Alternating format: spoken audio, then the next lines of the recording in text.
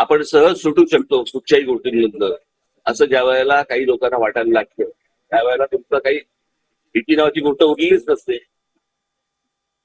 मुंबईमध्ये अशी अनेक प्रकरणं झाली की जिकडे ट्रॅफिक हवालदारांना टपली मारून निघून गेलेत. आता त्याच्यावरती जर समजा कारवाई होणार नसेल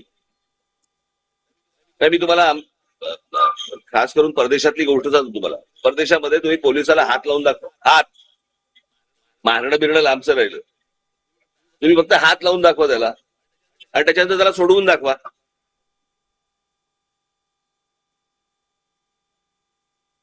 म्हणजे अशा अनेक घटना जर पोलिसांच्या बाबतीत घडू शकतात. पोलिसांवरती हात उगारण्यापर्यंत जर समजा लोकांची बदल जाऊ शकते आणि आपल्याला काही कोण करू शकत नाही असं जर वाटत असेल तर कोणता कायदा आणि सुव्यवस्था घेऊन बसलोय आपण?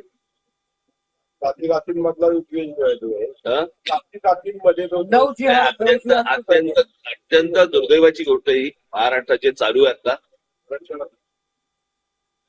मी तुम्हाला सांगतो, मी माझ्या पुढे भाषणामध्ये मी हे विषय बोलीनच, कळलं का? पण ज्या प्रकारे महाराष्ट्रामध्ये चालू आहे आणि फक्त मतांसाठी जी काय म्हणू आपण त्याला मन कलुषित करण्यात जी सुरू आहे हे काही चांगलं लक्षण नाही महाराष्ट्रात. त्या दिवशी मी त्या लहान लहान मुलींचे ते व्हिडिओ बघितले, अत्यंत दुर्दैवी. मला असं वाटतं या सगळ्या याच्यामध्ये राजकारण्यांनी या गोष्टींचा विचार केला पाहिजे. तुमच्यामधले काय मतभेद असतील, तुम्हाला काय मतदान करून घ्यायचं असेल, काय करायचं असेल ते करा, पण या जातीपातींमधलं विष कालवून तुम्हाला जर मतदान मिळणार असेल तर महाराष्ट्राचं भविष्य हे काही चांगलं नाही. या संदर्भात जरांगे लोकांची फसवणूक करतायत का? अतिक्रमण करतायत त्यानंतर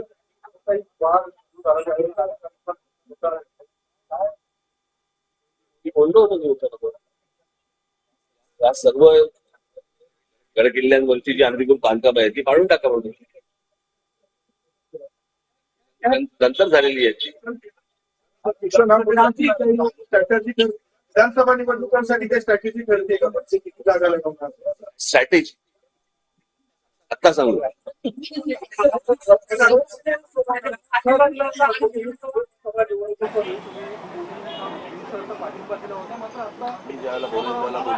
सगळ्या गोष्टी फसवणूक करतात लोकांची. तुला काय वाटतं?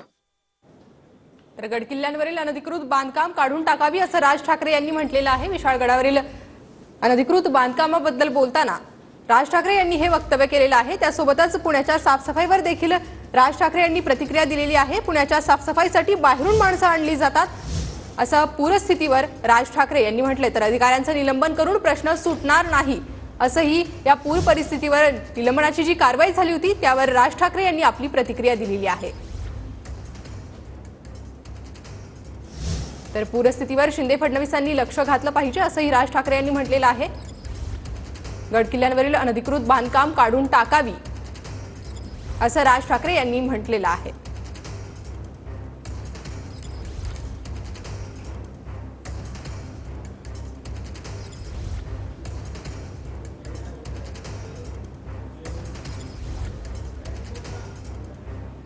तर गडकिल्ल्यांवरील अनधिकृत बांधकाम काढून टाकावीत असं राज ठाकरेंनी म्हटलंय. पूर परिस्थितीवर शिंदे फडणवीसांनी लक्ष घातलं पाहिजे असं देखील राज ठाकरे यांनी म्हटलेलं आहे. पुण्याच्या पूर परिस्थितीवर बोलताना राज ठाकरे यांनी ही प्रतिक्रिया दिलेली आहे. तर अधिकाऱ्यांचं निलंबन करून प्रश्न सुटणार नाही असंही राज ठाकरे यांनी म्हटलेलं आहे. पुण्यात अधिकाऱ्याचं निलंबन करण्यात आलं त्यानंतर राज ठाकरे यांनी त्या संदर्भात आपली ही प्रतिक्रिया दिलेली आहे. त्यासोबतच पूर परिस्थितीवर शिंदे फडणवीसांनी लक्ष घातलं पाहिजे असंही त्यांनी म्हटलंय आणि गडकिल्ल्यांवरील अनधिकृत बांधकाम काढून टाकावी असं देखील राज ठाकरे यांनी म्हटलेलं आहे.